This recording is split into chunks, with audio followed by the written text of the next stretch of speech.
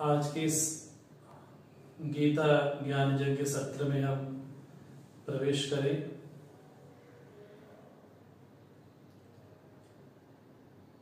अध्याय प्रारंभ करने से पहले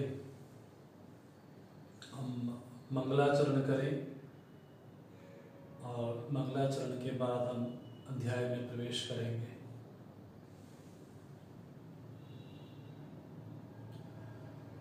ओम श्री गणेशाय नमः। ओम श्री सरस्वत्यै नमः। ओम श्री गुरुभ्यो नमः। ओम सहना भवतु सहनौ भुनक्तु सह वीर्यं कर्वावहै तेजस्विनावधीतमस्तु मा विद्विषावहै। ओम शांति शांति शांति। समस्त जन कल्याणी निरतं करुणामयं नमामि चिन्मयं देवं सद्गुरुं ब्रह्मविद्वरम् सदाशिवसमारम्भां शङ्कराचार्यमध्यमाम् अस्मदाचार्यपर्यन्तां वन्दे गुरुपरम्परां। वन्दे गुरुपरम्परां। मूकं करोति वाचालं पङ्गुं लङ्घयते गिरिं यत्कृपातमहं वन्दे परमानन्दमाधवम्। परमानन्दमाधवम्। हरिओम। कल हमने गीता ध्यानम पे विशेष रूप से चर्चा की हमने। आज से अष्टादिवसीय गीता ज्ञान यज्ञ हम प्रारंभ करते हैं। भगवान की कृपा से, पूज्य गुरुदेव की कृपा से, पूज्य गुरु जी की कृपा से, पूज्य स्वामी जी की कृपा से, आशीर्वाद से, आशीर्वचन से उनको नमन करते हुए, उनको प्रणाम करते हुए हम प्रत्येक दिन हर एक अध्याय पे समग्रता से, विहंगम दृष्टि से हम चर्चा करेंगे। और आप सबसे प्रार्थना है कि आप सब उपस्थित हों और समय का विशेष ध्यान रखते हुए हम श्रीमद् भागवत गीता में प्रवेश करते हैं। जैसा कि इस ग्रंथ का नाम है श्रीमद् भगवत गीता, अर्थात श्रीमता भगवता, स्वयं भगवान ने जिस दिव्य उपदेश को अर्जुन श्री के श्रोता को, अधिकारी को प्रदान किया, ऐसा जो दिव्य ज्ञान है, गीता के नाम में ही इसकी महिमा छिपी है। गीता के नाम की यही महिमा है, श्रीमता भगवता गीता। गीता अर्थात भगवान ने गीत गाया। और कहां गीत गाया? तो कुरुक्षेत्र के मैदान में गीत गाया। और इस गीत की विशेषता क्या है? हित वाक्यम, गीता को बोलते हैं, गीत को बोलते हैं हित वाक्य। जो भी हमारे लिए हित वाक्य होता है वो गीता होता है। महाभारत में अनेक प्रकार की गीताएं प्राप्त होती हैं हमको, लेकिन इस श्रीमद् भगवत गीता की यही विशेषता है कि वो महाभारत में उत्कट गंध के समान है। ये गीता की विशेषता है। भगवद गीता, भगवत अर्थात भगवान ने कहा। भगवान कौन है? तो जिस तरह से जिसके पास बहुत धन हो वो धनवान है,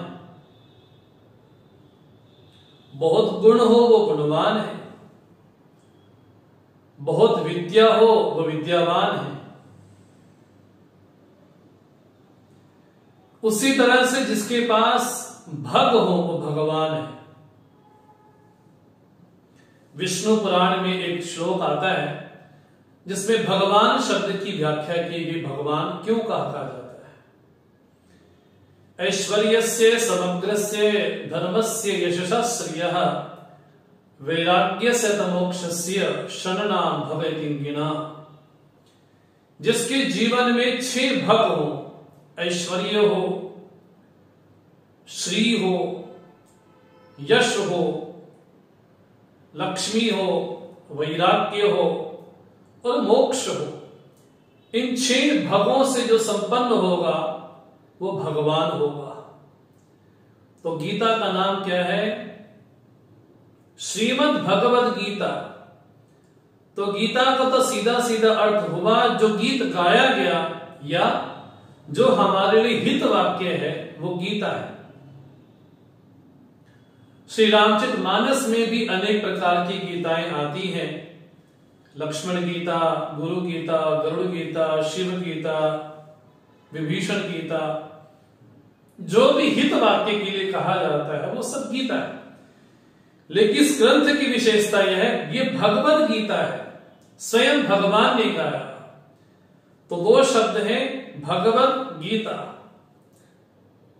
एक शब्द और इसके साथ जुड़ा है, इसको बोलते हैं श्रीमद।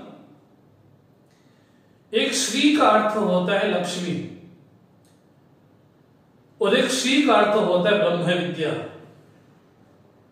ब्रह्म विद्या से संपन्न जो भगवान है, उन भगवान के द्वारा गाया गया जो मधुर गीत है, उस गीत को कहा गया श्रीमद् भगवद गीता।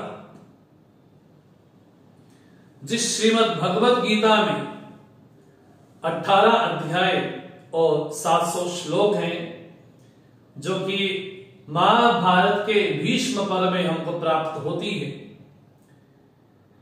भगवान की महती कृपा से, महनीय कृपा से गीता जयंती के उपलक्ष्य में हम भगवान की प्रेरणा से हम नित्य प्रति हर रोज प्रतिदिन गीता के प्रत्येक अध्याय में हम चर्चा करेंगे। श्रीमद् भगवद गीता पे जो प्रश्न किए जाते हैं, गीता के अस्तित्व पे जो प्रश्न किए जाते हैं, उन सभी प्रश्नों का उत्तर हमने कल संक्षेप रूप में कल की कक्षा में हमने देखा। गीता के बारे में लोगों के मन में अनेक प्रकार की मान्यताएं भी। कई लोग कहते हैं कि गीता केवल कर्म के बारे में ही कहती है कि कर्म करो कर्म करो। भगवान ने भी कहा कर्मण्येवाधिकारस्ते। तो समग्र गीता अर्थात गीता का उपदेश अगर सार कहा जाए तो कुछ लोग कहते हैं गीता कर्म के बारे में कहती है, कर्म ही करो। और अनेक स्थान पे भगवान ने वैसा उपदेश दिया भी, अर्जुन को निमित्त करके। किसी ने कहा कि नहीं, गीता भक्ति के बारे में बोलती है और भक्ति के बारे में भगवान ने स्वयं गीता के 12वें अध्याय में जरूर बोला है कि वास्तव में भक्ति क्या है। तो कई लोग ये कहते हैं कि गीता का सार कहा जाए तो गीता क्या कहती है? बोले भक्ति ही करो, ये गीता का सार है। किसी ने कहा कि नहीं, गीता शरणागति से प्रारंभ होती है और शरणागति पे आके समाप्त हो जाती है। जैसे कि अर्जुन स्वयं बोलते हैं शिष्यस्तेयं शाधिमां त्वां प्रपन्नम, मैं आपके प्रपन्न हुआ हूं, शरणागत हुआ हूं, आप मेरी रक्षा करें। और गीता का उपसंहार भी कुछ लोग ऐसा मानते हैं, गीता शरणागति से प्रारंभ हुई और शरणागति पे आके समाप्त हो जाती है। जैसा भगवान ने भी कहा गीता के अंतिम अध्याय में, सर्वधर्मान परित्यज्य माम एकम शरणम व्रज, मेरी शरण में आ जाओ। अर्थात कुछ लोग ये कहते हैं गीता शरणागति से प्रारंभ हुई और शरणागति पे समाप्त हुई। कुछ लोग कहते हैं गीता कर्म से प्रारंभ हुई, क्योंकि अर्जुन ने कहा था धर्म सम्मूढ़ चेता, तो कर्तव्य से प्रारंभ हुई, कर्म से प्रारंभ हुई, वो समापन भी यही हुआ। तो जब अर्जुन ने ये कहा करिष्ये वचनम तव, मैं आपके वचनों का पालन करूंगा। किन्हीं लोगों ने कहा गीता समर्पित है ध्यान के लिए, तो गीता के प्रत्येक अध्याय में वैसा वर्णन भी देखने को मिलता है। किसी ने यह कहा कि गीता के 18 अध्यायों को 3 षटकों में बांटा गया, जो हमारा महावाक्य है तत्त्वम् असि, उसी तत्त्वम् असि की व्याख्या ही ये श्रीमद् भगवद गीता है। लेकिन ये सभी बातें हमको श्रीमद् भगवद गीता में प्राप्त होती हैं, चाहे विशिष्टाद्वैत का सिद्धांत हो, चाहे वल्लभाचार्य का सिद्धांत हो, निम्बार्काचार्य का सिद्धांत हो, अनेकों सिद्धांतों का प्रमाण भी कहीं ना कहीं यहां पर प्राप्त होता है। लेकिन आदि गुरु शंकराचार्य जी ने जो बात कही गीता के बारे में, गीता का केवल एक ही प्रयोजन है, बाकी सारे प्रयोजन गौण हैं। गीता का मुख्य प्रयोजन है निश्रेयस। निश्रेयस अर्थात कल्याण, ब्रह्मदत्त की प्राप्ति, निश्रेयस की प्राप्ति, ये श्रीमद् भगवद गीता का मुख्य प्रयोजन है। बाकी सभी अवांतर विषय हैं गीता के, लेकिन मुख्य प्रयोजन श्रीमद् भगवद गीता तो यही है कि निश्रेयस की प्राप्ति हो। और स्वयं श्री अर्जुन भी प्रसंगानुसार भगवान से श्रेय की ही कामना करते हैं। जब वो शरणागत भी होते हैं तब भी यही बोलते हैं यद विश्रेयः, जो मेरे लिए श्रेयस्कर हो, कल्याणकारी हो, वो मेरे लिए आप बताएं, वो मेरे लिए आप कहें।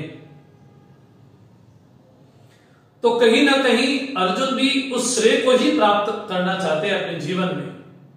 इसलिए आदिगुरु भगवान शंकराचार्य का स्पष्ट मत है कि गीता का मुख्य प्रयोजन है निश्रेयस की प्राप्ति, और अन्य विषय जो गीता में कहे गए हैं वो अवांतर विषय के अंदर में आते हैं, लेकिन जो प्रमुख विषय है गीता का वो निश्रेयस की प्राप्ति ही है। और ये भगवद गीता की विशेषता है कि प्रत्येक अध्याय का नाम है, उस नाम से गीता के प्रत्येक अध्याय को समझा जा सकता है। जैसे कि गीता के प्रथम अध्याय का नाम है अर्जुन विषाद योग, तो विषाद भी योग बन गया। हालांकि विषाद शौक होना यह कोई अच्छी वृत्ति नहीं है, लेकिन उसके बाद विषाद किसके सामने प्रकट हुआ, यह मुख्य बात है। विषाद भी प्रकट हुआ भगवान के ही सामने, और प्रकट होना भी चाहिए। जिस तरह से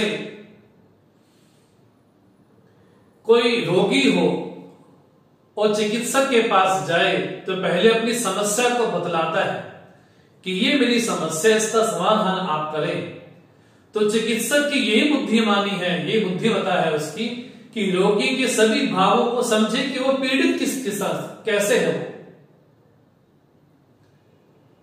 तो प्रथम अध्याय में अर्जुन ने अपनी संपूर्ण मानसिक स्थिति का वर्णन किया है। इस अध्याय में कुल 47 श्लोक हैं और इस अध्याय का नाम है अर्जुन विषाद योग।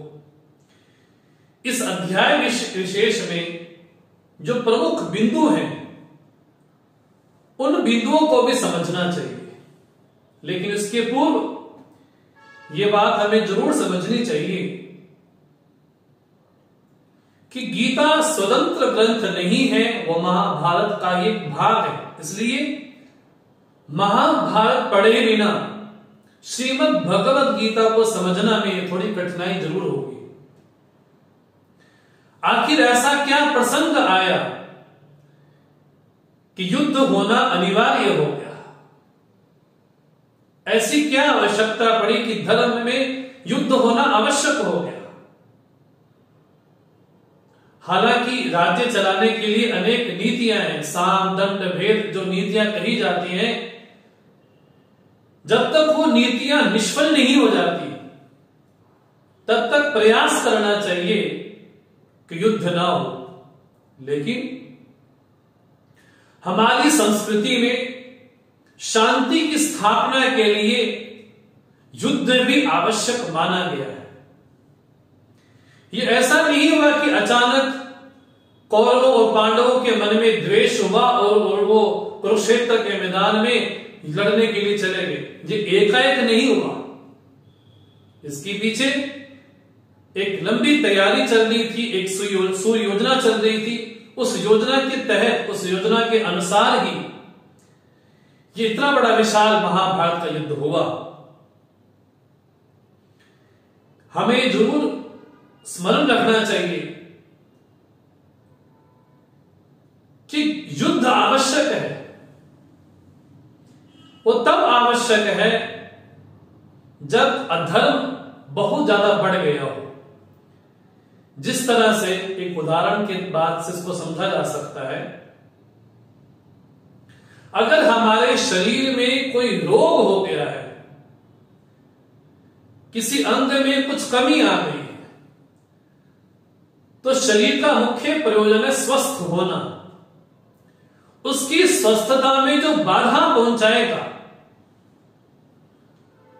उसको काटा जाना चाहिए। जो शल्य चिकित्सा करते हैं, जो सर्जरी करते हैं, वो रोगी को बचाना चाहते हैं। अगर किसी को किसी रोग विशेष के कारण किसी अंग में ज्यादा कोई समस्या आ गई, अगर उस समस्या का ये प्रभाव हुआ कि उस अंग को ना काटा जाए तो वो सारे शरीर में फैल सकता है, बढ़ सकता है। तो चिकित्सक का जब एक ये प्रयोजन है कि शरीर के अंगों को संतुष्ट रखना, पुष्ट रखना, संभाल के रखना, उसको निरोगी रखना, लेकिन साथ साथ ये भी उसका दायित्व है कि अगर कोई शरीर में बाधा पहुंचाने वाला तत्व विशेष है, उसको काटना भी ये चिकित्सक का धर्म भी है। अगर अंग विशेष ना काटा जाए तो अंग बढ़ते बढ़ते, रोग बढ़ते बढ़ते पूरे शरीर में आ जाता है। इसलिए बुद्धिमानी यही है कि शरीर को बचाने के लिए अंग विशेष को काटना यह धर्म है। इसलिए महाभारत का जो युद्ध है वो कोई अधर्म का युद्ध नहीं, वो धर्म युद्ध है। और इस युद्ध को टालने के लिए अनेक प्रयास किए गए। अनेक प्रयास करने के बाद भी जब युद्ध नहीं टला, जब स्वयं भगवान कृष्ण एक दूत बनकर के दुर्योधन के पास जाते हैं और निवेदन करते हैं कि इतना उनका राज्य चला गया पांडवों का, उनको कम से कम 5 गांव तो दे दो। लेकिन दुर्योधन ये कहते हैं, सूच्याग्रं न दास्यामि विना युद्धेन केशव। हे केशव, मैं बिना युद्ध के एक सुई का अग्रभाग भी नहीं दूंगा। और थोड़ा तो दे दो। अगर थोड़ा भी अर्जुन दुर्योधन देने को तैयार होता तो लोगों के मन में जरूर आता कि कहीं ना कहीं पांडवों का हक दुर्योधन ने जरूर मारा है। इसलिए दुर्योधन ने वो पक्ष नहीं रखा। जब ऐसी स्थिति आ जाए, उस समय कोई नहीं लड़ता है तो अधर्म पक्ष में माना जाएगा वो। यहां पर महाभारत में जो विशाल युद्ध हुआ, उस युद्ध की यह विशेषता है, उस युद्ध में जो सेना है वो सेना भी भगवान की। ये बड़ी विचित्र बात है। आप सब जानते हैं कि युद्ध के पूर्व अर्जुन और दुर्योधन दोनों भगवान के पास जाते हैं सहायता के लिए, और भगवान विश्राम की स्थिति में है। अर्जुन आते हैं, वो तो भगवान के चरणों में बैठ जाते हैं, लेकिन जो दुर्योधन है वह भगवान की सिरा में खड़ा होता है। तो भगवान की जो लीला पूर्ण होती है, भगवान जागते हैं, तो पहला दर्शन अर्जुन का करते हैं और फिर दूसरा दुर्योधन का करते हैं। तो भगवान ने कहा किस निमित्त से आए हो, क्या चाहते हो? तो दुर्योधन ने कहा कि पहले मैं आया हूं तो मुझे कुछ मिलना चाहिए, मैं आपसे कुछ मांगने आया हूं। तो भगवान ने स्पष्ट कहा दोनों से कि पहली बात मैं युद्ध नहीं करूंगा, दूसरी बात मैं शस्त्र नहीं उठाऊंगा। लेकिन दो ऑप्शन आप दोनों के पास में है, दो मार्ग है। एक तरफ मेरी सेना है, अक्षौणी सेना है, तो दूसरी तरफ मैं हूं। दुर्योधन ने कहा कि पहले मैं आया हूं, पहले मैं ही मांगूंगा। भगवान ने कहा कि नहीं, अर्जुन आया। दुर्योधन ने मैं आया तो मैं मांगूंगा। बोले क्या चाहिए? भगवान ने कहा मैं तो शस्त्र नहीं उठाऊंगा। तो दुर्योधन बोलता है मुझे अपनी सेना दे दो। बोले ठीक है, आपको अपनी सेना देते ले जाओ। अर्जुन से भगवान कहते अरे तू पागल है, तेरे सामने इतना बढ़िया मौका था, इतना बढ़िया अवसर था, तुमने इस अवसर को क्यों भुला दिया, क्यों चूक गए इस अवसर से? तो अर्जुन ने कहा प्रभु जीत आपके कारण होनी है, जीत सेना के कारण नहीं होनी है। जहां आप होंगे विजय वही होगी। इसलिए वाक्य कहा जाता है यतो धर्मा ततो जयः, जहां धर्म है विजय वही होगी। और इसी बात को संजय भी कहते हैं गीता के अंतिम अध्याय में, यत्र योगेश्वरा कृष्णा यत्र पार्थो धनुर्धरः तत्र श्री विजयो भूति। जिस एक पक्ष में योगेश्वर भगवान कृष्ण होंगे और दूसरे पक्ष में धनुर्धर पार्थ होंगे, वहीं पर ही श्री है और वहीं पर ही विजय है। ये अर्जुन की सरलता है, ये अर्जुन की विनम्रता है। किसने भगवान से भगवान को ही मांगा, सेना को नहीं मांगा। लेकिन ये बात जब पितामह भीष्म को पता चली कि भगवान ने प्रतिज्ञा की है कि मैं शस्त्र नहीं उठाऊंगा, तो पितामह भीष्म ने भी प्रतिज्ञा की कि मैं भी प्रतिज्ञा करता हूं कि भगवान से शस्त्र उठा करके मांगूंगा मैं। और वही अवसर भी महाभारत में आया जब पितामह भीष्म ने बाणों की वर्षा कर दी अर्जुन के ऊपर, उसको छलनी छलनी कर दिया, तो स्वयं भगवान को उतरना पड़ा। स्वयं भगवान ने रथ के पहिए को ही अपना सुदर्शन चक्र बनाया और उसके जरिए भगवान ने आवाहन किया, सुदर्शन चक्र का आह्वान किया। उसी समय पितामह भीष्म ने अपने अपने शर को वही छोड़ दिया तो भगवान की वंदना की, प्रभु मैं इसको देखना चाहता था। अर्जुन ने कहा प्रभु आपने तो प्रतिज्ञा की थी कि मैं शस्त्र नहीं उठाऊंगा। भगवान ने कहा भक्त की प्रतिज्ञा को पूरा करना ही मेरी प्रतिज्ञा है। भगवान भक्तों से कितना प्रेम करते हैं, स्वयं भगवान गीता में यही कहते हैं न मे भक्तः प्रणश्यति, मेरा भक्त कभी, मेरे भक्त का कभी विनाश नहीं होता। ये भगवान की महिमा है कि भगवान भक्त के अधीन रहते हैं। और ये कितनी बड़ी महिमा होगी, अखिलांड कोटि ब्रह्मांड का जो अधिनायक है, वो अधिनायक सारथी बना, वो भी पार्थ का सारथी बना। तो पार्थ कितना सौभाग्यशाली, कितना धन्य होगा कि स्वयं परमात्मा उसके सारथी बनते हैं। और महाभारत का जो युद्ध चल रहा है, 10वें दिन आकर जब पितामह भीष्म शरशैया पे जाते हैं, तब संजय आकर के, हस्तिनापुर आकर के धृतराष्ट्र से ये कहते हैं कि आज पितामह भीष्म शरशैया पे चले गए हैं। तो गीता जो हमको प्राप्त होती है वो संजय के द्वारा हमको प्राप्त होती है, क्योंकि संजय को दिव्य दृष्टि प्राप्त है। उस दिव्य दृष्टि के द्वारा ही वो संजय बाहर क्या चल रहा है ये तो देख ही सकता है, लेकिन लोगों के मन में क्या चल रहा है, अर्जुन के मन में क्या चल रहा है, दुर्योधन के मन में क्या चल रहा है, इन सभी बातों को जान सकता है। उस दिव्य दृष्टि की ये विशेषता है। तो जब महाभारत के 10 दिन हो गए, युद्ध के 10 दिन हो गए, उसके बाद जब संजय आते हैं हस्तिनापुर, तब धृतराष्ट्र से ये कहते हैं कि पितामह भीष्म तो शरशैया पे चले गए, वहीं से गीता प्रारंभ होती है। इसलिए गीता कोई लाइव कमेंट्री नहीं है कि मैच जैसे चल रहा हो तो लाइव कमेंट्री नहीं है, ये बिल्कुल लेट लाइव है ना। ये हमारा सौभाग्य है कि हम आपको लाइव देख पा रहे हैं और आप हमको लाइव देख पा रहे हैं। लेकिन संजय 10 दिन के बाद जब वहां पर पहुंचते हैं और धृतराष्ट्र उनसे पूछते हैं ब्रह्मांड के बारे में, सप्त द्वीपों के बारे में, जो 7 द्वीपों की चर्चा करते करते जब बात आती है कुरुक्षेत्र की, वहां पर आकर के धृतराष्ट्र ने पहला प्रश्न किया जहां से गीता प्रारंभ होती है। इस प्रथम अध्याय में विशेष रूप से जो वर्णन आता है वो वर्णन आता है संजय का, धृतराष्ट्र का, दुर्योधन का और अर्जुन का। इन 4 पात्रों को विशेष रूप से समझना चाहिए जहां से गीता प्रारंभ होती है।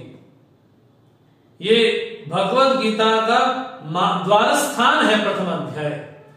जैसे राजमहल में प्रवेश करना हो तो द्वार के द्वारा ही, द्वार के जरिए ही उस महल में पहुंचा जा सकता है, प्रवेश किया जा सकता है। उसी तरह से गीता का प्राकट्य क्यों हुआ, आखिर गीता क्यों प्रकट हुई, उसके पीछे क्या कारण विशेष है, तो प्रथम अध्याय को समझे बिना दूसरे अध्याय में प्रवेश कर ले लेकिन समझ में नहीं आएगा गीता का प्राकट्य क्यों हुआ, आखिर ऐसी क्या स्थिति आ गई कि भगवान को दिव्य उपदेश देना पड़ा।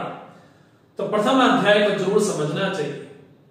जिस प्रथम अध्याय में पहला श्लोक धृतराष्ट्र कहते हैं, धर्म क्षेत्रे कुरुक्षेत्रे समवेतायुत्सवाः मामकाः पांडवाश्चैव किम कुर्वत संजय। हे संजय, मेरे और पांडवों के पुत्रों ने कुरुक्षेत्र, जो कि साक्षात धर्म का क्षेत्र है, वहां पर इकट्ठे हुए और इकट्ठे होने के बाद जो लड़ने की इच्छा से वहां पर गए थे, वहां पर उन्होंने क्या किया आखिर। यहां से धृतराष्ट्र प्रश्न करते हैं और धृतराष्ट्र उनको क्यों बोलते हैं, धृतम राष्ट्रम ये न, जिन्होंने राष्ट्र पे, संपत्ति पे कब्जा कर लिया, अनावश्यक अपना अधिकार जमा लिया, उसका नाम धृतराष्ट्र है। जो संपत्ति उसकी नहीं थी, जो राज्य उसका नहीं था, उसके बाद भी धृतराष्ट्र की ये मोह है कि वो अपंग होने के बाद भी अपने आप को राजा मानता है, जबकि नियम यही था कि पांडु का पुत्र युधिष्ठिर जब बड़ा हो जाए उसको राज्य सौंपा जाए। लेकिन ये पुत्र मोही था धृतराष्ट्र का कि स्वयं तो अपंग था ही था, लेकिन वो चाहता था कि मेरा उत्तराधिकारी भी आगे आकर के दुर्योधन ही बने। ऐसे धृतराष्ट्र ने पहला प्रश्न गीता में किया कि मेरे और पांडवों के पुत्रों ने उस कुरुक्षेत्र में, जो केवल कुरुक्षेत्र नहीं है, वो साक्षात धर्म का क्षेत्र है, क्योंकि वहां पर धर्म रूपी भगवान भी उपस्थित हैं। विष्णु सहस्त्रनाम में भगवान का नाम है धर्मो धर्म विदुत्तमः, धर्मज्ञों में श्रेष्ठ भी है और धर्म भी है। तो भगवान स्वयं धर्म भी है और धर्मों को जानने वाले में भी है। तो धृतराष्ट्र यहां पर प्रश्न करते हैं कि मेरे और पांडवों के पुत्रों ने वहां पर विशेष क्या किया। तो संजय कहते हैं, संजय नाम क्यों पड़ा, बोले सम्यक जयति, जिसने अपने अंतःकरण पे विजय प्राप्त कर ली, जिसने अपनी मन बुद्धि इंद्रियों पे विजय प्राप्त कर ली, उसका नाम संजय। संजनता सचिव है। संजय कहते हैं कि आपने जो प्रश्न किया है, प्रश्न सुनने में तो बड़ा अच्छा है, बड़ा प्यारा है, लेकिन इसके पूर्व आपके प्रश्न का उत्तर मैं दूं, इसके पूर्व मैं कहना चाहता हूं कि जो आपका पुत्र जो कि राजा है, वो सभी सेनाओं को देखने के बाद आचार्य के पास जाता है और द्रोणाचार्य को आकर के कहता है, क्या पश्येतां पांडुपुत्राणाम आचार्य महतीं चमूं व्यूढ़ां द्रुपद पुत्रेण तव शिष्येन धीमता। यहां पर दुर्योधन अपने आचार्य के मन में एक उद्वेग पैदा करना चाहता है। वो ये कहना चाहता है कि तव शिष्येन धीमता, आपका जो शिष्य है, जो द्रुपद पुत्र है, बोले वो आपके सामने खड़ा हुआ है, और कैसे अपनी सेनाओं को सुसज्जित करके खड़ा होगा, उसको आप देखिए। यहां पर इस अध्याय विशेष में, जैसे ने पहले निवेदन किया कि दुर्योधन की मानसिक स्थिति का वर्णन है और अर्जुन की मानसिक स्थिति का वर्णन है। इसलिए गीता के प्रथम अध्याय को समझने के पहले अगर गीता के 16वें अध्याय को थोड़ा समझा जाए तो प्रथम अध्याय को समझने में कठिनाई नहीं होती। 16वें अध्याय का नाम है दैवासुर संपत्ति विभाग, जहां पर दैवी और आश्रय संपत्ति का वर्णन आया है। वहां पर आश्रय संपत्ति का वर्णन करते भगवान कहते हैं दंभो दर्पोभिमानश्च क्रोधा पारुष्यमेव च, जिसके जीवन में दंभ है, दर्प है, अभिमान है, कठोर वचन है, बोले ऐसी जो वृत्ति वाला व्यक्ति होगा वो असुर ही होगा।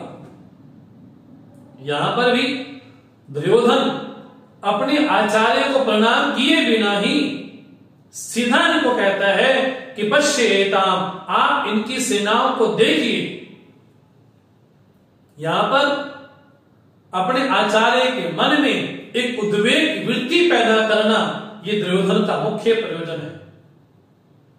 वो चाहता है कि बड़े शांत भाव से युद्ध नहीं हो सकता, युद्ध तभी संभव है, युद्ध तभी हो सकता है जब चित्त में उद्वेग भाव हो, जब चित्त में एक ज्वाला हो, जब चित्त में एक विक्षोभ की वृत्ति हो, जब चित्त में एक द्वेष की वृत्ति हो, तभी जाकर युद्ध हो सकता है। इसलिए हमने पहले भी निवेदन किया, युद्ध आवश्यक है लेकिन शांति की स्थापना के लिए। वो युद्ध भी कैसा हो, वो युद्ध केवल युद्ध ना हो, वो धर्म का युद्ध हो। इसलिए इस स्थान का नाम क्या है, बोले कुरुक्षेत्र भी है, वो तीर्थ स्थान भी है, लेकिन तीर्थ स्थान होने के नाते कैसा है, वो धर्म का क्षेत्र भी है। धर्म साक्षात वहां पर निवास करता है। तो दुर्योधन की कैसी मानसिकता है कि अपने आचार्य के मन में एक द्वेष की वृत्ति पैदा करना, ये दुर्योधन का मुख्य प्रयोजन यहां पर है। और दुर्योधन कहते हैं पश्येताम पांडुपुत्राणाम आचार्य महतीम चमू, अपने द्रुपद पुत्र जो धृष्टद्युम्न है उसके द्वारा जो व्यूह रचना यहां पर सजाई गई है उसको आप देखिए। तो ये बड़े आश्चर्य की बात है, क्या क्या क्या द्रोणाचार्य को दिखाई नहीं पड़ रहा? हालांकि सेनापति तो पितामह भीष्म थे, लेकिन उनके पास नहीं गया। कहां गया? द्रोणाचार्य के पास जाता है, कहता है कि आप उनकी सेनाओं को देखिए। ये दुर्योधन की कायरता तो नहीं कहेंगे, क्योंकि दुर्योधन को कायर वृत्ति नहीं है। जो महाभारत में दुर्योधन का पात्र दिखाया गया है, कहा गया है, वे एक महायोद्धा है, वो लड़ने वाला व्यक्ति है, वो आलसी प्रमादी नहीं है, वो को कायर व्यक्ति नहीं है, वो युद्ध से भागने वाला भी नहीं है।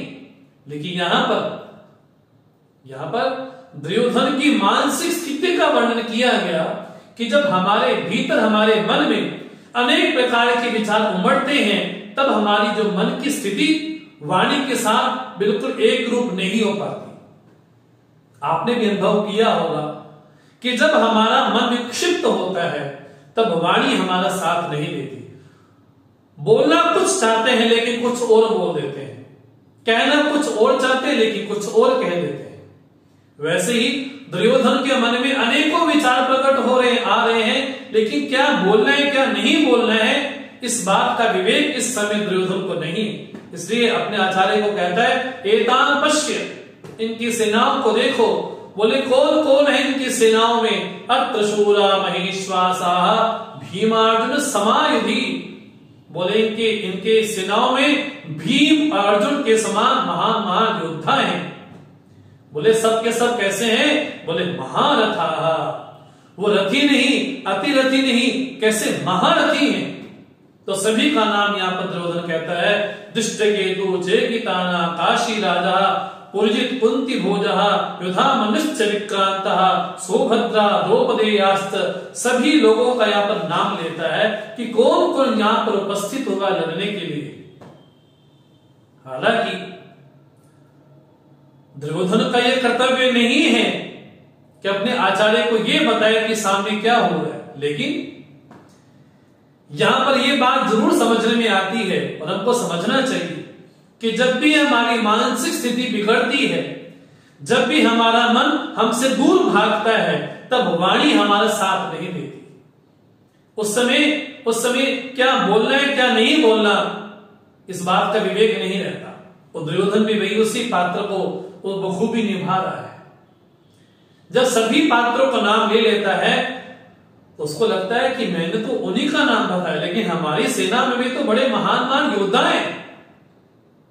तो कहता है अस्माकं तु विशिष्टाये तान् निबोधत द्विजोत्तम नायका मम सैन्यस्य संज्ञातं तान् ब्रवीमि ते। इसका मतलब ये नहीं है कि आचार्य की हमारे पक्ष में कोई धनुर्धर नहीं है।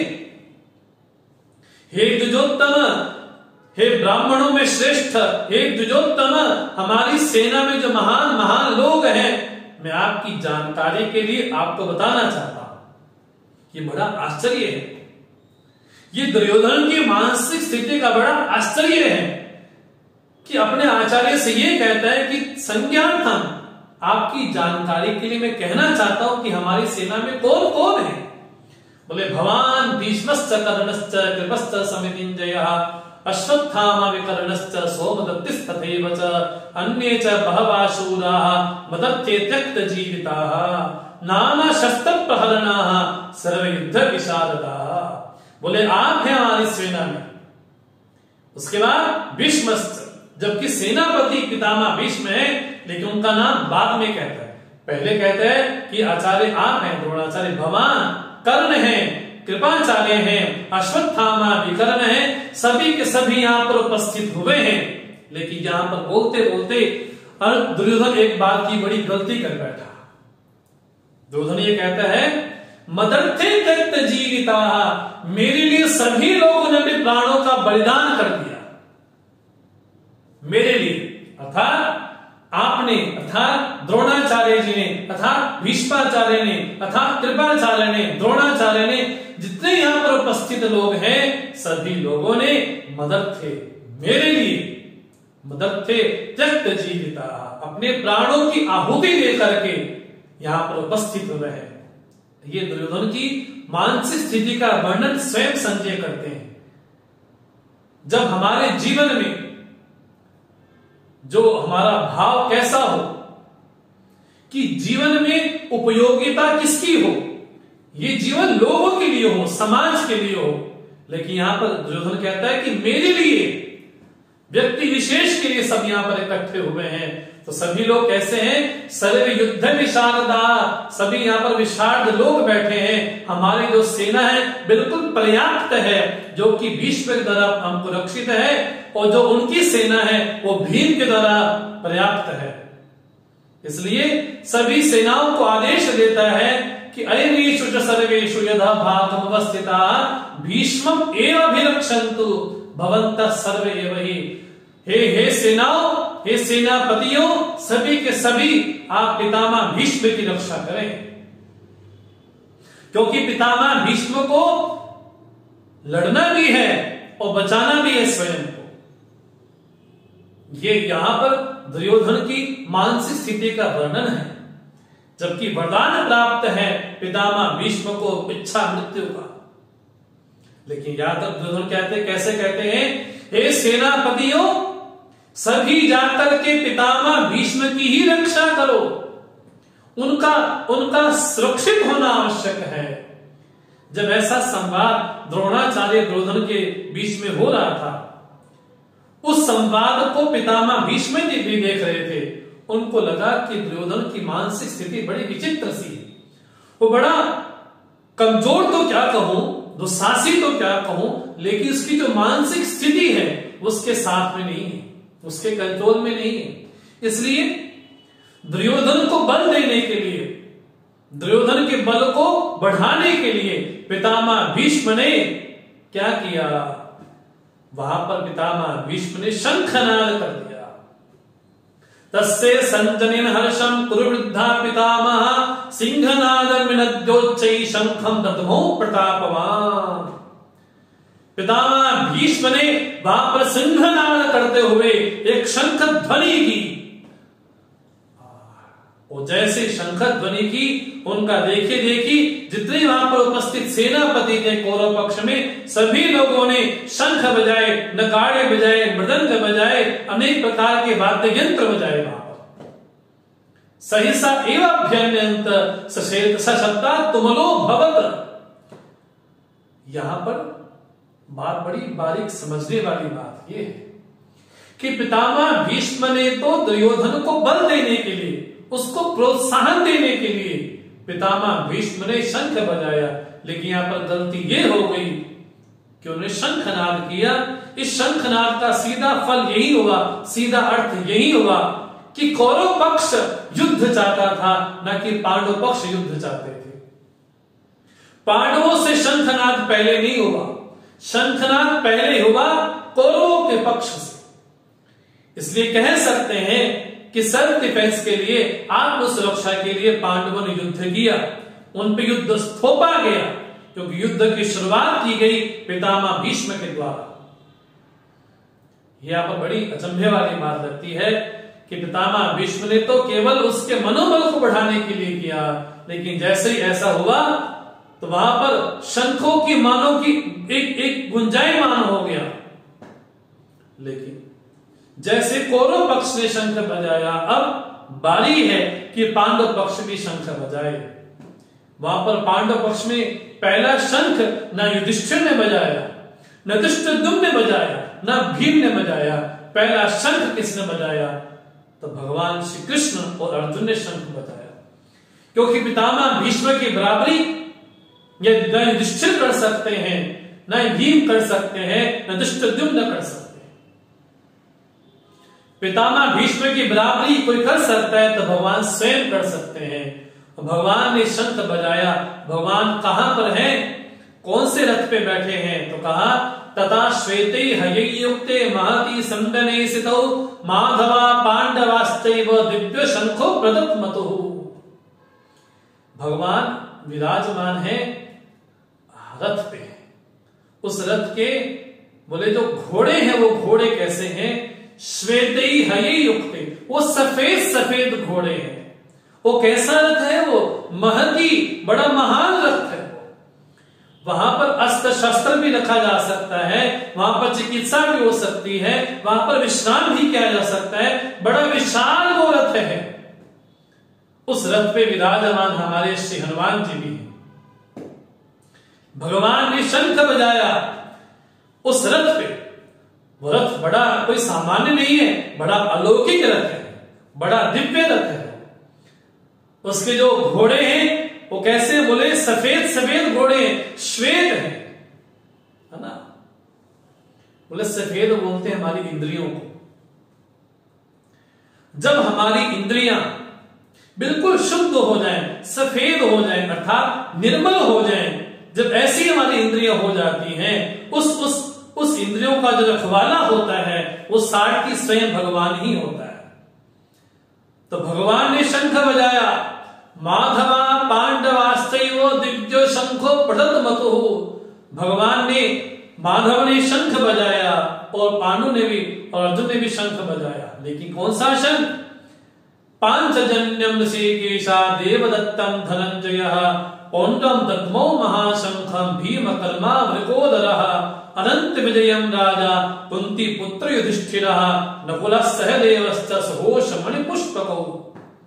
भगवान ने पांचजन्य नाम का शंख बजाया और धनंजय ने देवदत्त नाम का शंख बजाया। ये भगवान ने मानो कि भीष्म पितामह के शंखनाद का स्वागत किया कि यदि आप युद्ध चाहते हैं तो युद्ध के लिए हम तैयार हैं। ये कोई सामान्य शंख नहीं है। तो संजय स्वयं कहते हैं वो शंख कैसा है? दिव्य शंखो, बड़ा दिव्य शंख है। तो ऋषिकेश है। ऋषिकेश मैंने ऋषि का नाम, इंद्रिया नाम, स्वामी। हमारी इंद्रियों को कहते हैं ऋषि। उनका जो स्वामी हो, बोले वो कौन होगा? बोले अंतर्यामी परमात्मा ही हमारी इंद्रियों का रखवाला है, वो ऋषिकेश है। भगवान ने पांचजन्य ने शंख बजाया, और धनंजय ने देवदत्त ने शंख बजाया, इसी तरह से सभी ने, युधिष्ठिर ने भी शंख बजाया। कौन सा शंख बजाया? अनंत विजयम राजा कुंती पुत्र युधिष्ठिर। यहां पर संजय धृतराष्ट्र से कहते हैं कि राजा युधिष्ठिर ने शंख बजाया, अर्थात आप कहने को राजा हैं, लेकिन वास्तव में देखा जाए राज्य का अधिकार केवल युधिष्ठिर को ही था। युधिष्ठिर नाम क्यों पड़ा? बोले युधिष्ठिर, जो युद्ध में अर्थात परिस्थिति में जो स्थिर रहता है, जो अपने धर्म से कभी विचलित नहीं होता है, बोले ऐसा नाम है युधिष्ठिर का। तो वहां पर युधिष्ठिर ने शंख बजाया, भीम ने शंख बजाया, नकुल ने, सहदेव ने और अनेक शिखंडी ने और द्रुपद ने, जो द्रौपद के पुत्र हैं, उन सभी ने शंख बजाया और बड़े महान महान शंख यहां पर बजाए गए। मानो यहां पर शंखनाद हो चुका है, लेकिन उस शंखनाद की विशेषता क्या है? कौरव पक्ष ने भी शंख बजाया, लेकिन संजय कहते हैं कि जैसे पांडु पक्ष ने शंख बजाया, उस घोष की महिमा क्या थी? सघोषो धार्तराष्ट्राणाम हृदयानि विदारयत नमस्त पृथ्वीं चैव तुमलो व्यनुनादयन्। बोले जो पांडु पक्ष ने शंख बजाया, वो शंख कैसा था? हृदयानि विदारयत, धृतराष्ट्र के पक्ष वालों के हृदय को मानो कि छल्ली कर दिया। उस शंखनाद की महिमा क्या है? नमस्त पृथ्वीं चैव, मानो कि आकाश के शब्दों को तोड़ता हुआ वो शंखनाद वहां पर हुआ और सभी के हृदयों को छलनी कर दिया। उस शंख की ये विशेषता थी, क्योंकि वहां पर पितामह भीष्म महापर थे, यहां पर भगवान कृष्ण है। ये शंख की ये महिमा है। लेकिन जैसे ही शंख बज गया, शंखनाद हो गया, उस समय जो कपिध्वज हैं, जिस कपिध्वज पे बैठे हुए श्री अर्जुन जी हैं, वो अपने अपने अपने बाण को लेकर के प्रवृत्त शस्त्र संपाति धनुरुद्यम्य पांडवा, अर्जुन अपने हाथ में बाण लेकर के भगवान से आज्ञा कहता है, आज्ञा देता है क्या? ऋषिकेशं ददा वाक्यम इदमाह महीपते, भगवान को आज्ञा देता है क्या? सेनयोर उभयोर मध्ये रथम स्थापय मे अच्युत। हे अच्युत, अच्युत अर्थात जो अपनी महिमा से, अपने धर्म से, अपने कर्तव्य से, अपने रूप से, अपने स्वरूप से जो पतित नहीं होता, जो विचलित नहीं होता, जो खंडित नहीं होता, वो कौन है? बोले वो अच्युत है। तो कहा ये अच्युत, मेरा रथ दोनों सेनाओं के मध्य में जाकर के खड़ा कर दो। भगवान ने कहा कि क्यों भैया, क्यों खड़ा कर दें आपका रथ आपके दोनों सेनाओं के मध्य में? तो अर्जुन कहता है कई मया सयोद्धव्यम अस्मिन् रण समुद्य में, मुझे किन किन के साथ लड़ना है मैं देखना चाहता हूं। योस्यमानन वीक्षेयं ये चित्त समागताः धार्तराष्ट्रस्य दुर्बुद्धे युद्धे प्रिय चिकीर्षवः। जो युद्ध की इच्छा से यहां पर आए हैं, मैं से दुर्बुद्धियों को, जो धृतराष्ट्र के पक्ष वाले हैं, उनको मैं देखना चाहता हूं मैं कि कौन मेरे से लड़ने के लिए यहां पर आया है। तो भगवान ने अपनी भक्ति की आज्ञा को शिरोधार्य करते हुए भगवान ने अर्जुन का रथ दोनों सेनाओं के मध्य में जाकर के खड़ा किया। सेनयो उभयो मध्ये रथम स्थापयित्वा उत्तम, भगवान ने जो उत्तम दिव्य रथ था वो जाकर के दोनों सेनाओं के मध्य में जाकर के खड़ा कर दिया। लेकिन भगवान ने बड़ी चालाकी से जो अर्जुन का रथ है वो कहां खड़ा किया? भीष्म द्रोण प्रमुखताः सर्वेषां च मैक्षिताम् उवाच पार्थ पश्येतान् समवेतान् कुरुनिधि। भगवान ने कहा एतान् पश्य, इन लोगों को देखो। लेकिन भगवान ने बड़ी चालाकी से और बड़ी मधुरता से अर्जुन का रथ खड़ा किया ठीक भीष्म द्रोण के सामने। जहां पितामह भीष्म का, जब द्रोणाचार्य का रथ खड़ा है, ठीक उसी के सामने भगवान ने अर्जुन का रथ खड़ा कर दिया। अगर कहीं भगवान अर्जुन का रथ दुशासन के सामने रखते, अगर कहीं भगवान अर्जुन का रथ दुर्योधन के सामने रखते, कहीं कर्ण के सामने रखते, तो अर्जुन के मन में जो द्वेष वृत्ति थी कि इन्होंने मेरे को राज्य से निकाला, इन्होंने द्रौपदी का अपमान किया, इन्होंने हमको वन में भटकने दिया, इन्होंने कितना हमारा अपमान किया, लेकिन जैसे ही भगवान द्रोण और भीष्म के सामने रथ खड़ा करते हैं तो अर्जुन यहां पर बड़े मोहित से हो जाते हैं। अगर कहीं दुशासन, दुर्योधन, कर्ण के सामने रथ खड़ा कर दिया जाता तो आज हम गीता नहीं पढ़ रहे होते, आज हम गीता श्रवण नहीं कर रहे होते, क्योंकि वहां पर तो युद्ध हो ही गया होता कि भगवान ने बड़ी चालाकी से किया। और इसके पीछे भाव एक और भी है कि एक तरफ तो भगवान को अच्युत कहता है, एक तरफ तो भगवान को अपना आश्रय मानता है अर्जुन, तो उसी तरफ भगवान को ही आज्ञा देता है कि मैं देखना चाहता हूं कि मेरे से लड़ने के लिए यहां पर कौन आया है। तो भगवान को सब कुछ पसंद है, लेकिन भगवान को अभिमान वृत्ति पसंद नहीं है। यहां पर मानो कि अर्जुन के मन में अभिमान वृत्ति प्रवेश करती है कि मेरे से लड़ने के लिए यहां पर आए हैं। वो ये भूल गया कि अखिलांड कोटि के ब्रह्मांड के जो अधिनायक है वो मेरे साथ ही है, लड़ना तो भगवान को है, लेकिन मैं केवल निमित्त बनूंगा। लेकिन जो यहां पर अर्जुन के मन में थोड़ा सा अहम प्रवेश करता है जब ये कहता है कई मया सयोधव्यम, मुझे किनके साथ लड़ना है, जबकि उसको ये कहना चाहिए था कि प्रभु आप आज्ञा दो कि मुझे क्या करना है।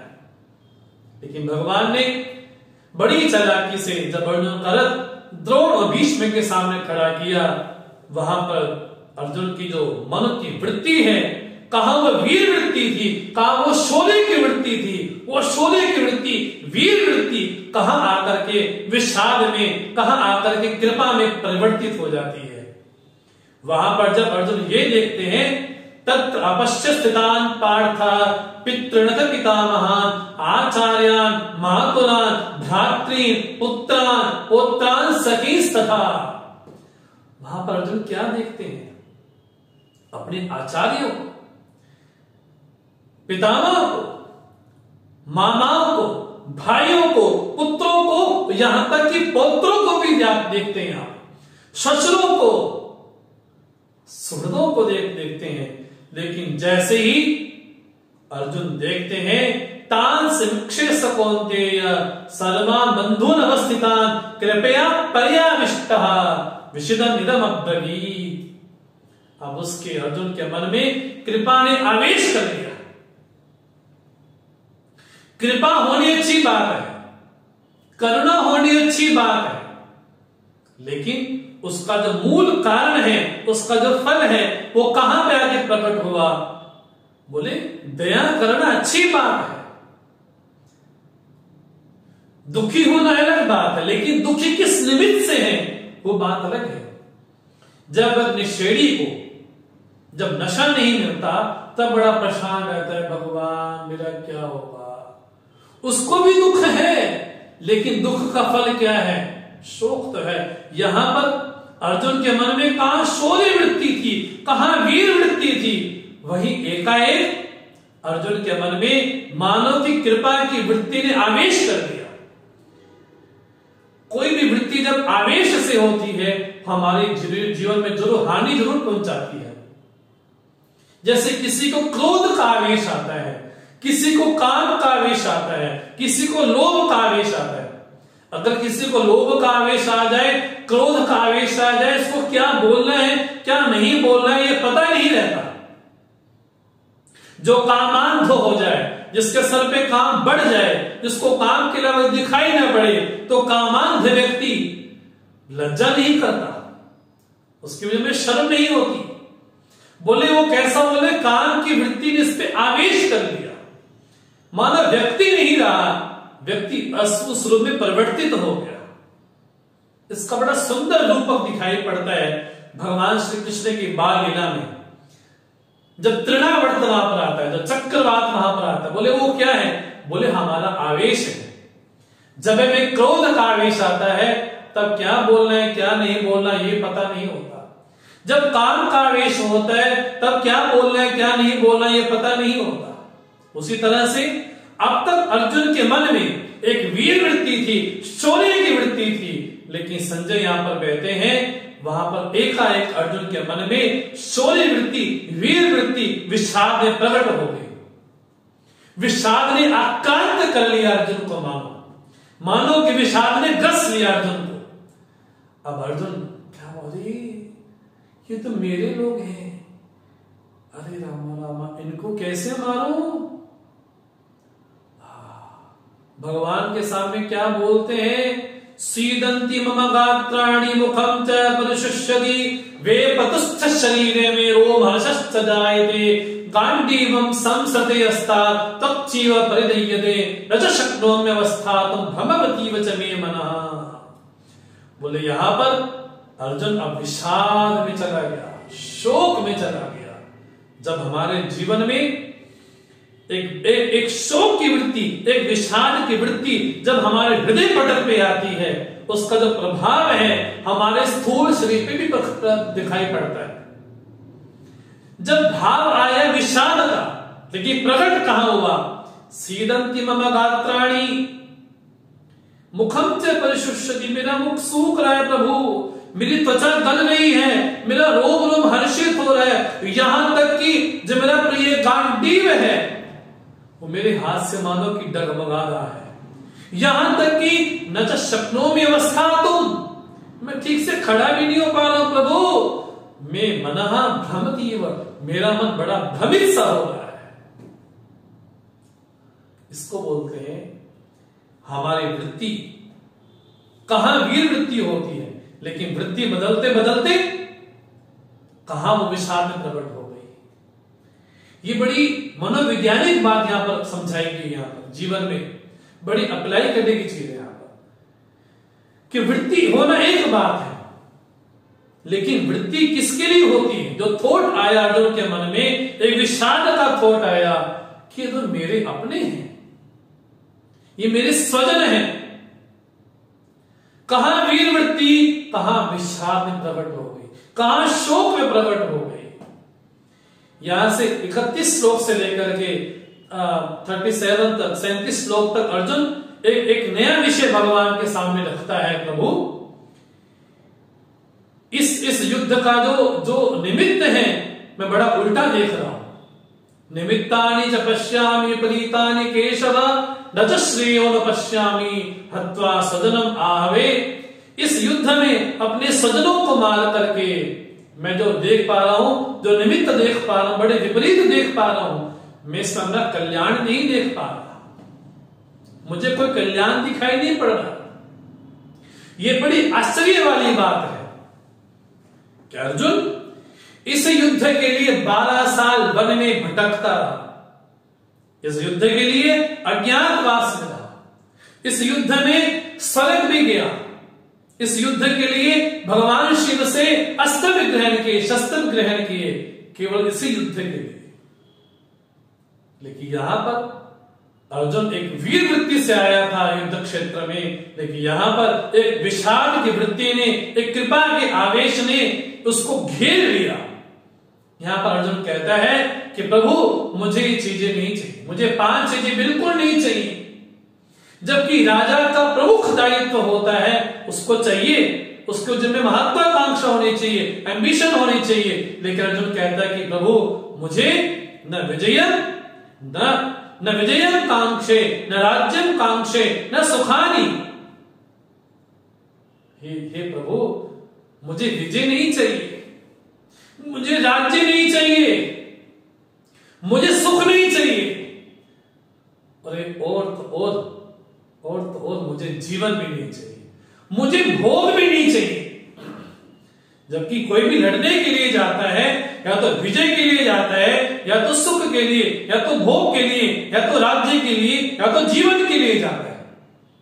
लेकिन अर्जुन यहां पर कहते हैं कि प्रभु मुझे पांचों चीजें नहीं चाहिए, न राज्य चाहिए, न सुख चाहिए, न भोग चाहिए, न विजय चाहिए, यहां तक कि जीवन भी नहीं चाहिए। मानो कि भगवान ने आंखों आंखों में पूछा, अर्जुन फिर यहां पर आई क्यों? जब तुमको विजय नहीं चाहिए, जीवन नहीं चाहिए, यहां पर आई क्यों? लड़ने के लिए यहां पर आए? तुमको सुख नहीं चाहिए, भोग नहीं चाहिए, जीवन नहीं चाहिए, विजय नहीं चाहिए, तो युद्ध क्षेत्र में क्यों आए आखिर? तुम्हारे आने का प्रयोजन बतलाओ, क्यों आए युद्ध में? अर्जुन कहता है ऐसी बात थी कि मुझे सुख नहीं चाहिए, भोग नहीं चाहिए, राज्य नहीं चाहिए, विजय नहीं चाहिए, लेकिन जिनके लिए चाहता था, जिनके लिए चाहता हूं, मेरे सामने उपस्थित हुए। येषाम् अर्थे कांक्षितम् न, जिनके लिए मैं राज्य चाहता हूं, जिनके लिए धन चाहता हूं। मैं चाहता था कि मुझे जब राज्य मिलेगा तो पितामह भीष्म के मैं पाद प्रक्षालन करूंगा। मैं चाहता था कि जब मैं विजयी हो जाऊंगा तो द्रोणाचार्य को बड़े ऊंचे सिंहासन में बिठाऊंगा। मैं चाहता था कि मेरे पुत्र पौत्रादि बड़े सुख से रहें। मुझे अपने लिए सुख नहीं चाहिए, मुझे अपने लिए राज्य नहीं चाहिए, मुझे अपने लिए संपत्ति नहीं चाहिए। इसको बोलते हैं राजा का दायित्व है धन, विजय, सुख, भोग उसको व्यक्तिगत जीवन के लिए नहीं चाहिए, समाज के लिए चाहिए। तो बड़ा सुंदर उपदेश हमको यहां पर प्राप्त होता है अर्जुन के जरिए कि जीवन में धन भी आवश्यक है, विजय भी जरूरी है, सुख भी जरूरी है, लेकिन स्वयं के लिए नहीं, जिससे हमको मिला है उसके लिए। अगर परिवार से मिला है, अगर संस्था से मिला है, अगर देश से मिला है, अगर भारत से मिला है, तो मेरा दायित्व तो ये बनता है कि मैं कुछ करूं उसके लिए। यहां पर दो बड़ी मानसिक स्थितियां आती है, एक दुर्योधन की और एक अर्जुन की। जहां दुर्योधन ये कहते हैं मदर्थे त्यक्त जीविता, मेरे लिए प्राणों को त्याग कर दिया, यहां पर अर्जुन ये कहते हैं कि मेरे लिए नहीं, येषाम् अर्थे कांक्षितम्, जिनके लिए राज्य चाहिए था, जिनके लिए सुख चाहिए था, जिनके लिए विजय चाहिए थी, आज हमारे सामने उपस्थित हैं। और कौन है वो? आचार्य पितरा पुत्र तथैव च पितामह, वो मेरे आचार्य गण हैं, वो मेरे पितामह गण हैं। यहां तक कि अगर मुझे वो निहत्था मार भी दे, अर्जुन का वाक्य, एतान हन्तमिच्छामि खत्नोपि मधुसूदन अपि त्रैलोक्य राज्यस्य हेतो किं नो महि कृते। अरे उनके लिए तो त्रैलोक्य का राज्य भी कुर्बान है, वो मुझे निहत्था मार भी दें, लेकिन थोड़ी सी भूमि के लिए मैं युद्ध करूंगा। यह अर्जुन की विनम्रता है। यह बात जरूर समझनी चाहिए कि इस अध्याय में धृतराष्ट्र का भी वर्णन है, संजय का भी वर्णन है, दुर्योधन का भी वर्णन है और अर्जुन का भी वर्णन है। वहां पर जो चार पात्र कहे इस अध्याय में, चारों की जो मानसिक स्थिति है उसका वर्णन यहां पर किया गया। अर्जुन की कितनी विनम्रता है कि प्रभु वो मुझे भी हत्था मार दे, लेकिन मैं उनके सामने शस्त्र कैसे चलाऊं प्रभु? अरे जिनके लिए मुझे विजय चाहिए थी, राज्य चाहिए था, अगर वो ही नहीं रहेंगे तो मैं राज्य का सुख का मैं करूंगा क्या? इस भोग का, इस जीवन का, इस सुख का मैं करूंगा क्या आखिर? जब मेरे आचार्य गण ही नहीं होंगे, जब मेरे पितामह जन नहीं होंगे, जब मेरे सगे सगे संबंधी नहीं होंगे, तो मैं राज्य का क्या करूंगा मैं? लेकिन बोलते बोलते यहां पर अर्जुन फिर एक गलती सी कर गए। बोलते हैं पापम एव आश्रयस्मान् हत्वा एतान् आततायिनः, बोले जो आततायी हैं इनको मारने से हमें ही पाप लगेगा। बड़ी गलती कर गए। जबकि आततायी वो होते हैं जो अग्नि में जो विष दे करके मार दे, जो बच्चों को मार दे, निहत्था किसी को मार दे, बोले वो आततायी होते हैं और आतताइयों को मारने का अपराध नहीं होता। लेकिन आप अर्जुन कहते हैं कि वो आततायी, उनको मारना उचित नहीं है, हमको तो उल्टा पाप ही लगेगा। इसलिए तस्मात् नारहा वयम् हन्तुम् धार्त राष्ट्रान् स्वबान्धवान् स्वजनम् हि कथम् हत्वा सुखिनः स्याम माधव। हे माधव, अपने स्वजनों को मार करके क्या हम सुखी हो सकते हैं? इसलिए हम युद्ध यहां पर नहीं करेंगे, हम युद्ध नहीं करेंगे। यहां पर एक नया विषय प्रारंभ करते हैं, समझे। मानो कि भगवान ने पूछा कि तुम युद्ध क्यों, क्या तुमको इतना ज्ञान है, क्या उन लोगों को ज्ञान नहीं?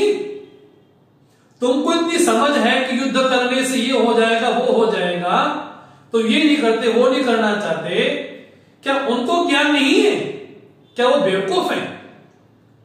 अर्जुन बोलते हैं यद्यपि एतेन पश्यन्ति लोभोपहत चेतसा कुलक्षे कृतं दोषम मित्रद्रोहे च पातकम्। एतेन पश्यन्ति, वो लोग नहीं देख रहे। बोले क्यों नहीं देख पा रहे? बोले लोभोपहत चेतसा, उनकी वृत्ति ने लोभ में प्रवेश कर लिया है। अब उनको लोभ दिखाई पड़ रहा है, वो नहीं देख पा रहे हैं, लेकिन मैं तो देख पा रहा हूं। इस युद्ध से क्या क्या दुष्परिणाम होंगे प्रभु, अब आप सुनिए। ये बड़ी भगवान की महिमा है कि अखिलांड कोटि के विनायक भगवान भी सुन रहे हैं, अर्जुन का उपदेश यहां पर सुन रहे हैं। अर्जुन बोलते हैं प्रभु आप सुनिए, आपको बताना चाहता हूं इस युद्ध का क्या क्या दुष्परिणाम होगा। कुलक्षे कृतं दोषम, सबसे पहला क्या होगा युद्ध का परिणाम? कुल का क्षय हो जाएगा। हमने देखा भी इसे, महाभारत का जब युद्ध हुआ उसके बाद चारों ओर लाशों के अलावा कुछ दिखाई नहीं पड़ा। वहां पर स्त्रियां अपने भाइयों को ढूंढती हैं, अपने पतियों को ढूंढती हैं, अपने अपने अपने बच्चों को ढूंढती हैं, बिलख रही है। वहां पर क्या होगा? कुल का नाश होगा। अर्जुन कहते हैं वो लोग नहीं देख रहे कुल का नाश होगा। दो दोष पड़े यहां पर लगते हैं, मित्रों से द्रोह हो जाएगा और कुल का नाश हो जाएगा। इसलिए हमको युद्ध नहीं करना। कथम निगेयम अस्माभिः पापा अस्मा निवर्तितुम कुलक्षे कृतं दोषम प्रपश्यद्भिः जनार्दन। हे प्रभु जब कुल का नाश हो जाएगा प्रभु तब तो सब कुछ समाप्ति हो जाएगा।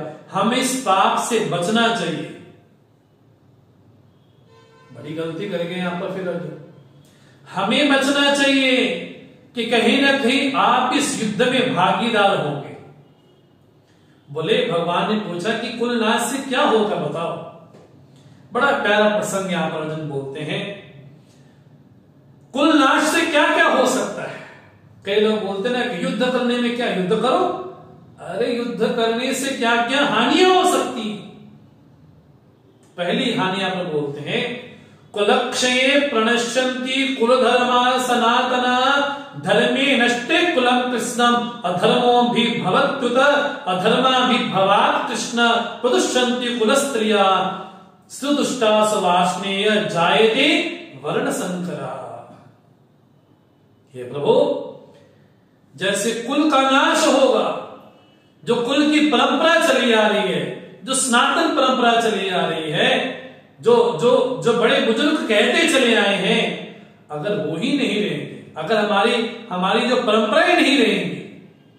ये तो धन्य है कि हमारी कहीं ब्याह शादी कहीं होती है तो हमारी जो बुजुर्ग माताएं हैं वो कहती कि हमारे में ये रिवाज है, हमारे में ये रिवाज है, हमारे में ये रिवाज है, हमको ऐसा करना चाहिए, वैसा करना चाहिए। ये बदलाने वाला कौन है? बोले मां ही है। इसलिए मनुष्य स्वयं बोलते हैं, मनुस्मृति में स्त्रिया स्त्री अवध्या, स्त्रियों की हमेशा रक्षा करनी चाहिए। लेकिन साथ में क्या बोलते हैं, स्त्रिया सदैव रक्षणीय पिता पुत्रेण पतिना। बोले स्त्री की रक्षा करनी चाहिए, या तो पिता करे या पुत्र करे या पति करे। बोले स्त्रियां समाज का आभूषण है। बोले अगर वो पतित हो गई, अगर वो दुष्ट हो गई तो क्या होगा? बोले अधर्म बढ़ेगा। जब ऐसा होगा तो वर्ण संकर पैदा होंगे। ये वर्ण संकर तो बड़ा भयानक है। एक होता है विचार सांकर्य, एक होता है वर्ण सांकर्य। विचार सांकर्य अर्थात विचार स्थिर नहीं रह पाना। यहां पर तो वर्ण संकर पैदा हो जाएंगे प्रभु। यहां पर तो जैसे कुल का नाश होगा, जो कुल की स्त्रियां हैं वो छिंकल हो जाएंगी और ऐसा होने से दुष्ट हो जाएंगी, दोष युक्त हो जाएंगी, जबकि स्त्री तो समाज का आभूषण है, इसलिए उनको बचा करके रखना यह आवश्यक है। यहां पर बोलते हैं अगर वो ऐसा हो गया तो वर्ण संकर पैदा होंगे। अगर कई वर्ण संकर पैदा हो गए तो हमारे जो पूर्वज हैं, जो हमारे पितर हैं, वो श्राद्ध क्रिया के अभाव में, पिंड क्रिया के अभाव में, पिंड जनित क्रिया के अभाव में हमारे जो पतित हो जाएंगे, हमारे पूर्वज भी, हमारे पितर भी। कितनी प्यारी बात, कितना गंभीर सिद्धांत अर्जुन यहां पर बोलते हैं। अर्जुन यहां पर कहते हैं कि जो पितर लोक है, जो हमारे पितर हैं, वो निर्भर हैं हम मनुष्य लोक के ऊपर। इसलिए मनुष्य लोक निवासी अगर अपने पितरों के निमित्त कुछ नहीं करते हैं, कुछ पिंड नहीं करते, कुछ श्राद्ध नहीं करते हैं, कई लोग क्या बोलते हैं, ऐसा पखंड ही है, ये पंडितों का पखंड है, ये श्राद्ध वाद करने से कुछ नहीं होता। अरे हमने उनको पानी पिलाया, उनको मिल गया, हमने उनको छाता दिया, उनको मिल गया। लोग कई प्रकार की शंकाएं भी करते हैं, लेकिन समझना चाहिए इसके पहले शास्त्र प्रमाण है। इसलिए साल भर में 15 दिन जो कहे जाते हैं पितृपक्ष के लिए, पितृपक्ष में अपने जो पूर्वज हैं, पितर हैं, उनको श्राद्ध दिया है। इसके मूल में प्रमाण सबसे पहले ग्रंथ ही है।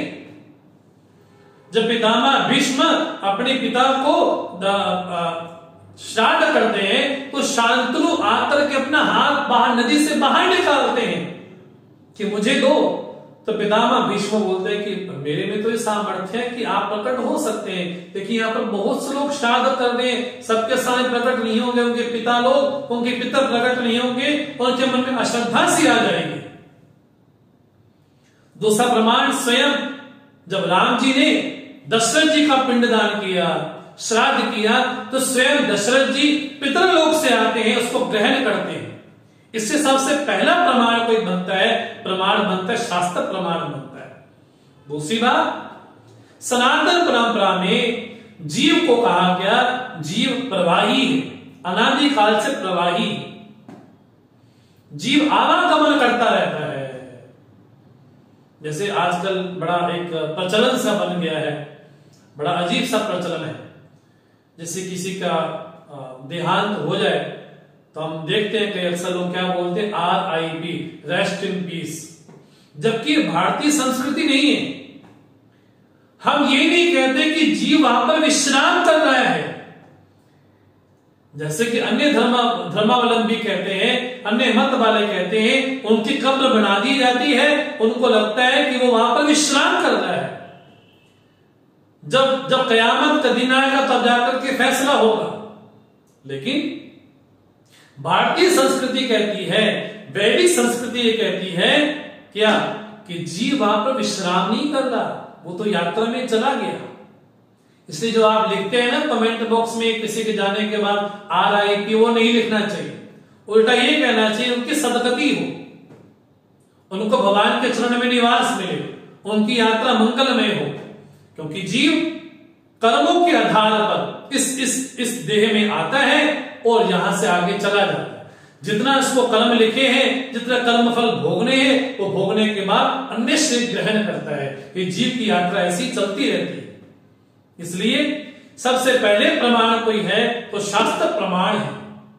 इस पिंडदान में, श्राद्ध क्रिया में जो हमारे पितर हैं वो निर्भर रहते हमारे ऊपर, मनुष्य लोक पर निर्भर रहते हैं। इसलिए हम ये ना कहें कि केवल पखंड है, केवल पंडितों ने बनाया है, ऐसी बात नहीं। इसके पीछे प्रमाण शास्त्र ही है। इसलिए भगवान स्वयं गीता में आगे ये बोलेंगे, तस्मात् शास्त्रम प्रमाणन्ते कार्य कार्य व्यवस्थितो। नहीं करने में, करने में प्रमाण कोई बनता है तो शास्त्र ही प्रमाण बनता है। यहां पर अर्जुन ये कहते हैं कि जब वर्ण संकर पैदा हो जाएंगे तो जो हमारे पितर हैं उनको जब पिंड क्रिया, जल क्रिया नहीं होगी, श्राद्ध नहीं होगा, हमारे पितर पतित हो जाएंगे। बोले इससे क्या होगा, दोषे एते कुलघनानां वर्ण संकरकारकैः उत्सद्ये जाति धर्माः कुल धर्माश्च शाश्वताः। जो शाश्वत कुल धर्म है बोले वो सब नष्ट हो जाएगा वर्ण संकर पैदा होने से। ये बड़ा बड़ा गंभीर विषय यहां पर अर्जुन ने उठाया और कहा कि जीव आवागमन करता है, जीव समय विशेष पार करके, काल विशेष पार करके, जिसको हमारे पतंजलि भी बोलते हैं जाति कर्मफल भोग आयु। बोले कौन सी जाति में जन्म लेगा, मनुष्य में लेगा, पशु बनेगा, पक्षी बनेगा, क्या भोग होगा, उसकी कितनी आयु होगी, ये सुनिश्चित है। इसलिए जीव अनादि है। अनादि अर्थात बोले अनादि काल से चला आ रहा है। पहली बात शरीर का जन्म होता है, जीव का जन्म नहीं होता। शरीर स्त्री पुरुष हो सकता है लेकिन जीव स्त्री पुरुष नहीं होता। यहां पर बात अध्यात्म की नहीं हुई, यहां पर बात धर्म की हुई। ये बड़ी बारीक बात यहां पर समझने वाली है। जहां बात गीता में अध्यात्म की है वहां धर्म की बात भी कही।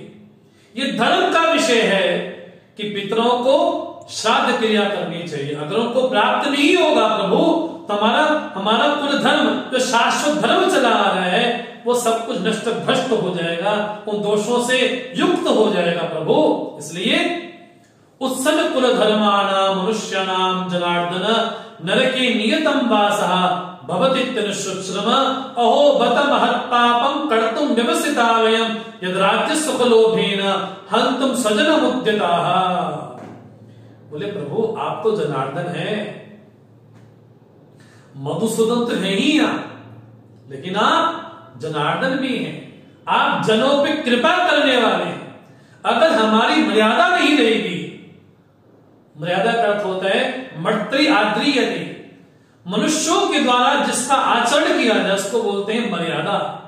अगर मनुष्य मर्यादा से रहित हो जाए, मर्यादा को लांघ दे, बोले उससे क्या होगा, बोले दोष ही दोष पैदा होंगे। कुल धर्म में जो दोष है वो सब पैदा होते चले जाएंगे। जब व्यक्ति मर्यादित नहीं होगा, अनुशासित नहीं होगा तो समाज के लिए बड़ा घातक हो जाएगा। इसलिए प्रभु आप तो जनार्दन है, आप तो कम से कम कृपा करो, आप तो जनों पे कृपा करने वाले हैं। इनको मार करके तो हमको तो नरक में नित्य निवास ही मिलेगा। इसलिए अहो बड़े आश्चर्य की बात है प्रभु, महत् पापम कर्तुम व्यवसिता वयम, हम सभी लोग, सभी मैंने आप भी प्रभु इंक्लूडिंग यू ऑल्सो, आप भी इस पाप में भागीदार होंगे प्रभु। इसलिए ये महान पाप करने से हमको बचना चाहिए। वो किसके लिए, यद राज्य सुख लोभेन हन्तुम स्वजनम उद्यता। बोले सभी यहां पर खड़े हैं, उपस्थित हुए, किसके लिए, केवल सुख के लिए। स्वजनम उद्यता, जितने हमारे स्वजन हैं सभी यहां पर उपस्थित हुए हैं केवल राज्य के लिए, राज्य सुख भोग के लिए। प्रभु मैं तो ये मानता हूं यदि माम अप्रतीकारम शस्त्रम शस्त्र पाणयः, यदि माम अप्रतीकारम अशस्त्रम शस्त्र पाणयः धात राष्ट्र रणिहन्यु तन्मे क्षेमतरम भवे। प्रभु मैं तो ये मानता हूं कि अगर मुझे शस्त्र छोड़ना पड़े, शस्त्रों के रहित, अगर वो उस पक्ष वाले, धृतराष्ट्र के पक्ष वाले मुझे मार भी डाले, मैं इसके लिए कहता हूं तन्मे क्षेमतरम, वो मेरे लिए अच्छा होगा, वो मेरे लिए मंगलकारी होगा प्रभु। अगर वो मुझे निहत्था मार भी दें, इसलिए प्रभु वो मेरे लिए मंगलकारी होगा। बड़ी बड़ी विचित्र बात लगती है अर्जुन की जो मानसिक स्थिति लगती है कुछ श्लोक के पहले, जब भगवान को आज्ञा देता है कि मुझे किनके साथ लड़ना है मैं देखना चाहता हूं, कौन कौन दुष्ट लड़ने के लिए उपस्थित हुआ है मैं देखना चाहता हूं। लेकिन एकाएक अर्जुन क्या बोलते हैं मुझ निहत्थे को मार भी दे, मेरे लिए वो कल्याणकारी होगा। तन्मे क्षेमतरम भवेत्। इतना कहते कहते संजय अब धृतराष्ट्र से ये कहते हैं, एवं मुक्त्वा अर्जुना संख्ये रथोपस्थोपाविशत विसृज्य सशरम चापम शोक संविघ्न मानसा। एवं मुक्त्वा, इस प्रकार अर्जुन ने भगवान से जो उपदेश किए, भगवान को जो सुनाया, कहा, इतना कहने के बाद रथोपस्थ, रथ के पिछले भाग में जाकर के बैठ गया और शस्त्र छोड़ करके अपना हाथ अपने सर पे रख करके और शोक से संविघ्न होकर के, भर करके, विषादग्रस्त होकर के वहां पर आकर के बैठ जाता है, प्रभु मैं युद्ध नहीं करूंगा। तो यहां पर आके हम देखते हैं कि अर्जुन की जो मानसिक स्थिति है कैसे बदलती चली गई। इस बात से हमको जरूर एक संदेश प्राप्त होता है कि हमारे जो मन की वृत्तियां हैं, वृत्तियों को संभाल के रखना चाहिए। जब तक मनोवृत्तियों को संभालेंगे नहीं, अगर वो कामावेश हो गया, क्रोधावेश हो गया, लोभावेश हो गया, अब उस आवेश को घेर लिया तो हमारे जीवन में विवेक नहीं रहता।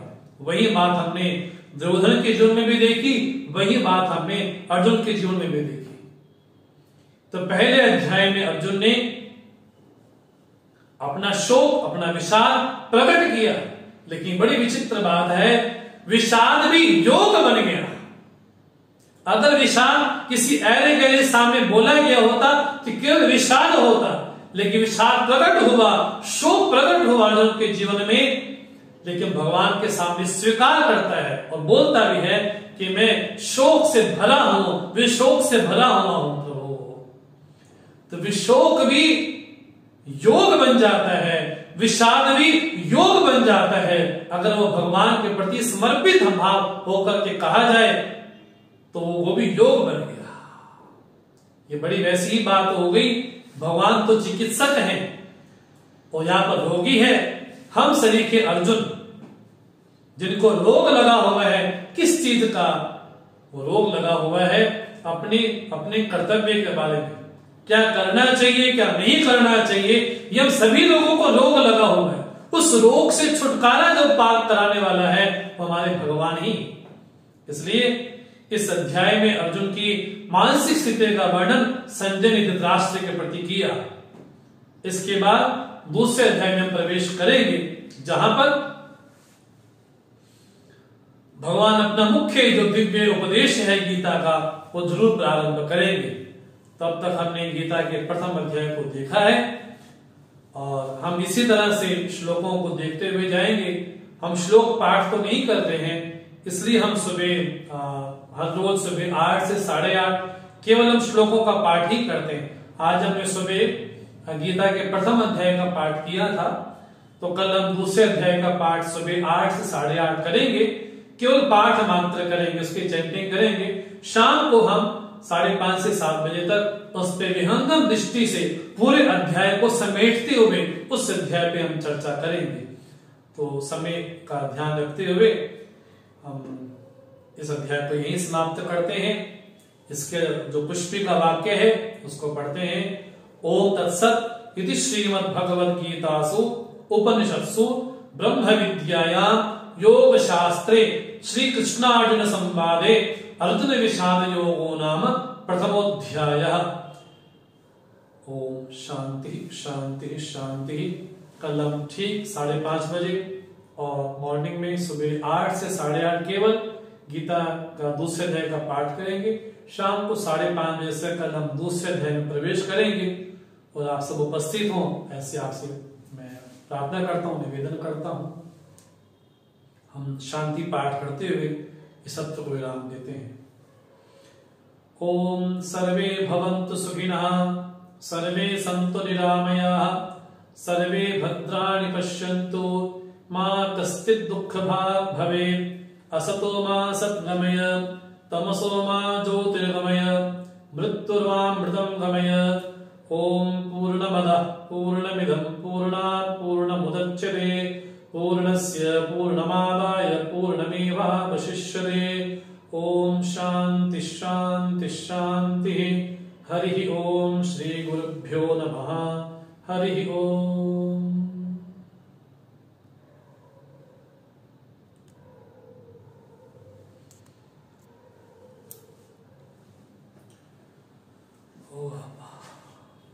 खाना भैया।